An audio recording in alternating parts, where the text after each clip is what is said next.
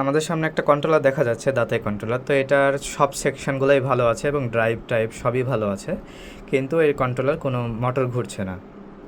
তো এটাতে কি সমস্যা পাওয়া যায়? অনেক সময় হয় কি যে এখানে 358 যে LM358 এটা নষ্ট থাকে, যার কারণে এটা থেকে এই 7 নাম্বার পিন থেকে একটা সোর্স বের হয়ে, পাওয়ার সোর্স বের হয়ে এই 4 নাম্বার মানে এই প্রসেসরের এই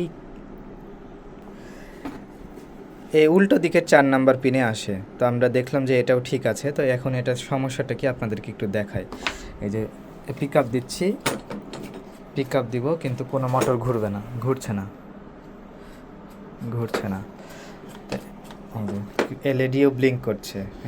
পিক আপ যদি কাজ করতো তাহলে এলইডি বন্ধ হয়ে যেত। তো এখন সমস্যাটা কি একটু দেখাই, একটু কাজ। এই যে এখানে একটা G1 আছে, এখানে আমরা এই G1টা চেক করি। এই যে মিটারে দেখাও, এই দেখেন শর্ট, পুরা শর্ট।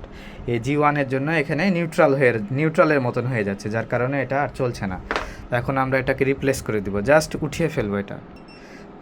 এই যে এটাকে উঠিয়ে ফেলবো।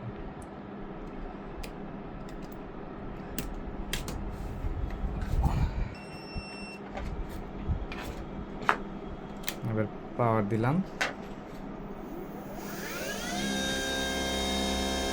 মোটর চলার শব্দ পাচ্ছেন, মোটর দেখা যাচ্ছে না যদিও। এই যে, তো এই সেকশন থেকে এই সমস্যাটা, জাস্ট ওখান থেকে G1টা রিপ্লেস করে দিলাম। এখন ওই G1 লাগাই দিব, তাহলে পুরো কন্ট্রোলারটাই ওকে হয়ে যাবে। পিক আপ দাও। এর এইখানে এই 1 নাম্বার পিন 1, 2 এবং 3 এখান থেকে পালস বের হয়। দাও, এই যে আস্তে করো, পিক আপটা আস্তে করো। এই যে পালস বের হচ্ছে। অতিরিক্ত নয়েজ যেটা দেখা যাচ্ছে, আমাদের এসির জন্য নয়েজ এগুলো আসছে। ব্যাটারি পিওর ডিসিতে যদি চালাই তাহলে এই নয়েজগুলো আসবে না। তো এখন কন্ট্রোলারটা ওকে। জাস্ট একটা G1-এর জন্যই কন্ট্রোলারটা নষ্ট হয়ে গেছিলো। ধন্যবাদ।